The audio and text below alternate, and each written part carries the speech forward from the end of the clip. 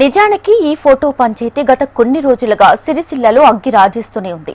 ప్రభుత్వ కార్యక్రమాల్లో ఏర్పాటు చేసే ఫ్లెక్సీల్లో ప్రోటోకాల్ ప్రకారం స్థానిక ఎమ్మెల్యే కేటీఆర్ ఫోటోని పెట్టడం లేదంటూ బీఆర్ఎస్ పార్టీ ఆరోపిస్తుంది. అయితే ఇదే ఫోటో అంశాన్ని కాంగ్రెస్ కూడా అస్త్రంగా మార్చుకుంది. ప్రభుత్వం ఎమ్మెల్యేల కోసం నిర్మించిన క్యాంపు కార్యాలయాల్లో ప్రభుత్వ అధినేతగా ఉన్న సీఎం రేవంత్ ఫోటో ఉండాలంటుంది కాంగ్రెస్. సీఎం రేవంత్ ఫోటోకి బదులుగా మాజీ సీఎం కేసీఆర్ ఫోటో పెట్టారంటూ కాంగ్రెస్ మండిపడుతుంది.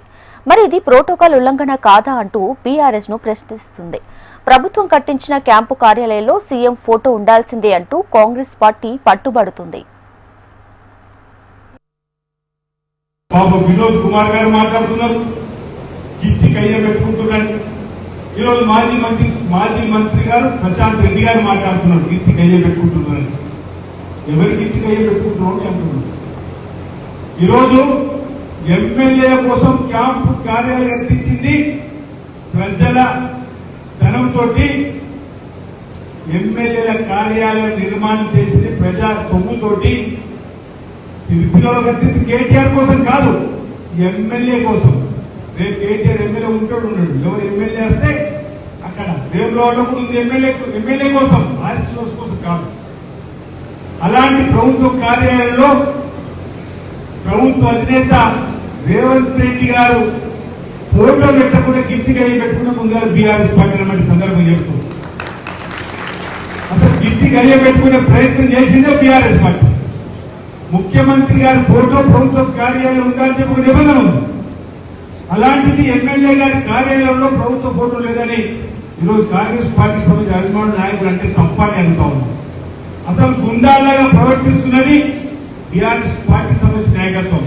ప్రోటోకాల్ రగడ తీసుకొచ్చింది ముందుగా బీఆర్ఎస్ పార్టీ అన్నమాట సందర్భం చెప్తూ ఈరోజు గిచ్చి కయ్య మీరు పెట్టుకుంటే ఊరుకోమేమనే మాట చెప్పే ప్రయత్నం చేస్తూ గౌరవ ముఖ్యమంత్రి రేవంత్ రెడ్డి గారి ఫోటోను ఈ కార్యాలయంలో పెట్టుమని చెప్పంటే దాన్ని భూతత్వంలో బయట ప్రపంచంలో చూపెట్టే ప్రయత్నం చేస్తున్న బీఆర్ఎస్ పార్టీ నాయకులు నిస్వరూపాన్ని గమనించబడుతున్నారు.